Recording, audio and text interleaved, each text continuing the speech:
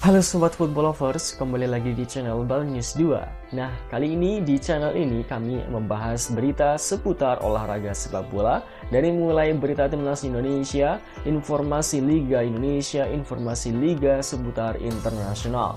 Bagi kalian yang belum subscribe channel ini, bisa langsung di subscribe dan nyalakan loncengnya agar kalian tidak ketinggalan video terbaru dari kami. Baiklah, langsung saja kita masuk ke video pembahasannya. Skor akhir dan skor sementara timnas Indonesia versus Yaman, dan keputusan berkelas Erick Thohir usai laga. Untuk update skor bisa kalian lihat di judul dan thumbnail video ini ya. Berita pertama, jalannya laga. Timnas U20 Indonesia sementara berbagi skor 1-1 dengan Yaman pada babak pertama laga kualifikasi Piala Asia U20 2025.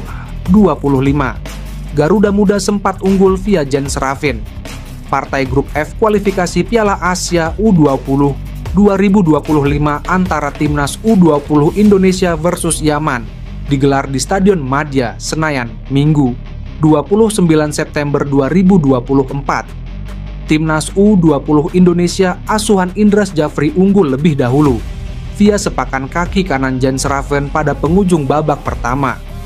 Tembakan kaki kanan pria keturunan Yogyakarta itu pada menit ke-40-51 sempat membentur tiang gawang sebelum masuk ke gawang Yaman. Akan tetapi tak lama kemudian, Yaman mampu membalas via Abdul Rahman Al-Kader 45+3. Ia bisa menemukan ruang tembak setelah tak mendapatkan blok, berarti dari pemain-pemain timnas U20 Indonesia. Berita kedua, Erick Thohir memberikan apresiasi yang tinggi terhadap timnas U20 Indonesia dalam pertandingan fase grup kualifikasi Piala Asia melawan Yaman. Dalam laga tersebut, para pemain muda Indonesia menunjukkan semangat juang dan teknik bermain yang memukau, membuat Thohir bangga atas perkembangan sepak bola di tanah air. Erick Thohir yang dikenal sebagai sosok pemimpin dengan visi membangun sepak bola Indonesia, menilai pertandingan ini sebagai salah satu bukti bahwa bibit-bibit muda Indonesia memiliki potensi besar untuk bersinar di kancah internasional. Dalam pernyataannya kepada media setelah pertandingan, Erick Thohir menyampaikan, "Saya sangat bangga dengan performa anak-anak muda kita. Mereka bermain dengan penuh semangat dan menunjukkan kualitas yang luar biasa. Kemenangan ini adalah hasil dari kerja keras mereka serta dukungan dari seluruh pelatih dan tim teknis."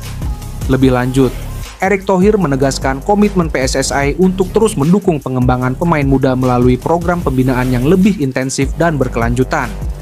Timnas U20 ini bukan hanya masa depan sepak bola Indonesia, tapi juga harapan seluruh masyarakat. PSSI berkomitmen untuk menjaga dan membina bibit-bibit muda ini agar mereka bisa terus berkembang dan mencapai potensi terbaiknya. Kami akan memperkuat program pembinaan usia dini, memperbaiki infrastruktur, serta menyediakan sarana dan prasarana yang memadai untuk para pemain muda. Erick Thohir juga menggarisbawahi pentingnya sinergi antara klub, sekolah sepak bola, SSB, dan akademi dalam melahirkan talenta-talenta terbaik Indonesia.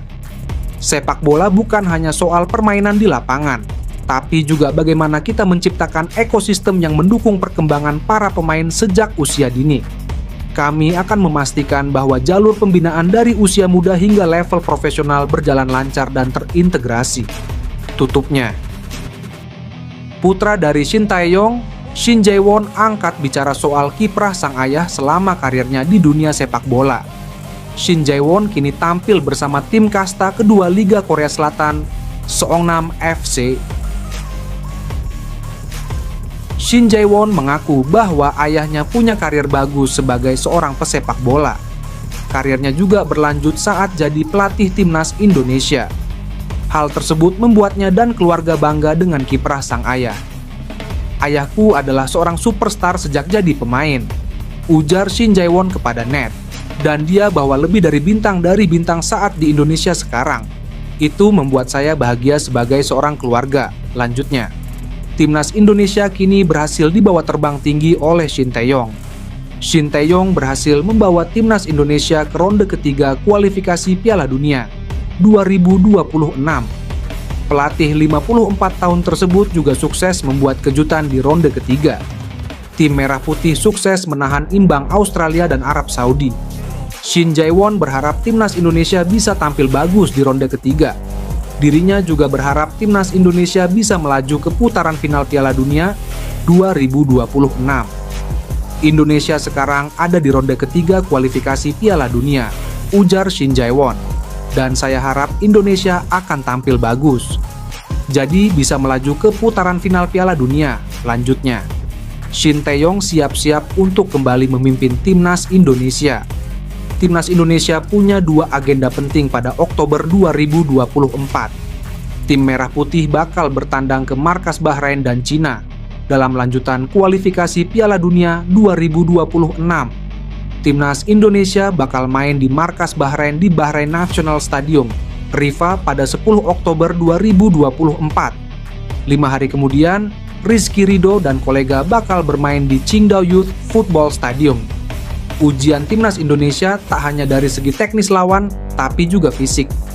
Pasalnya, timnas Indonesia harus terbang dari Bahrain dan Cina dalam jangka waktu 5 hari persiapan.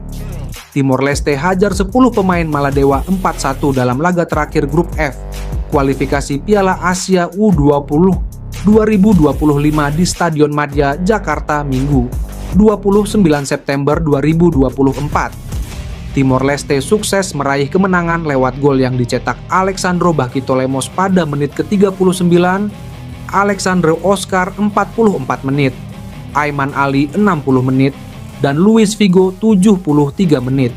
Sementara itu, gol Maladewa dicetak Musdan Hasan pada menit ke-63. Dengan hasil ini, Timor Leste finish di posisi ketiga klasemen grup F dengan mengemas 3 poin.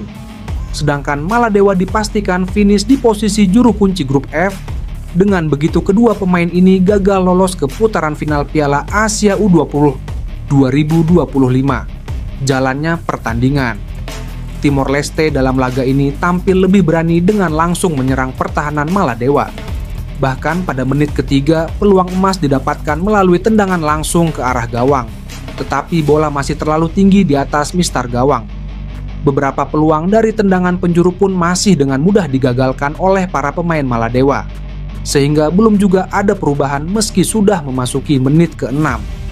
Pada menit 6 ke-8, Timor Leste mendapatkan peluang kembali melalui tendangan bebas setelah Alexandro Bakito Lemos dilanggar pemain Maladewa tepat di depan kotak penalti. Akan tetapi, tendangan yang dieksekusi oleh Aureo Vera Costa itu bukan tendangan langsung ke gawang, tetapi ia memainkan bola dengan beberapa pemain Timor Leste lainnya. Namun, serangan ini tak berjalan dengan baik karena bola langsung dipatahkan oleh para pemain Maladewa, sehingga belum juga ada kejutan. Timor Leste yang tampil mendominasi hingga memasuki menit ke-13 belum juga mampu mencetak gol lebih cepat ke gawang Maladewa karena mereka selalu berhasil digagalkan tim lawan. Pada menit ke-32, pemain Maladewa mendapat kartu merah karena Abdulhafizan Abdul Kafur seperti dengan sengaja menendang perut Luis Berdila da Silva. Hingga tambahan waktu 4 menit diberikan, tak juga ada gol yang tercipta.